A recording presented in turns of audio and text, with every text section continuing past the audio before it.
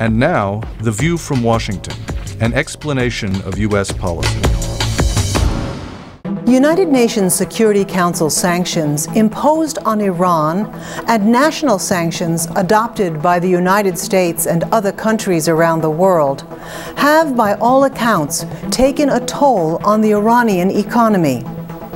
In February, after months of silence, Iran responded to an offer for talks that had been extended in October by Catherine Ashton, the European Union's foreign policy chief, on behalf of Britain, China, France, Russia, the United States, and Germany, which have negotiated in the past with Iran about its disputed nuclear activities.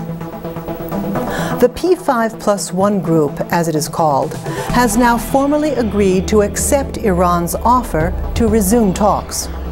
At a news conference in Washington, President Barack Obama noted how Iran's leaders are now showing a willingness to return to the negotiating table.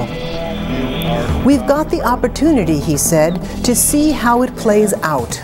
We are going to continue to apply the pressure, even as we provide a door for the Iranian regime to walk through where they could rejoin the community of nations by giving assurances to the international community that they're meeting their obligations and they are not pursuing a nuclear weapon. President Obama emphasized that he remains committed to preventing Iran from acquiring a nuclear weapon. It is my belief, he said, that we have a window of opportunity where this can still be resolved diplomatically. That was The View from Washington, an explanation of U.S. policy.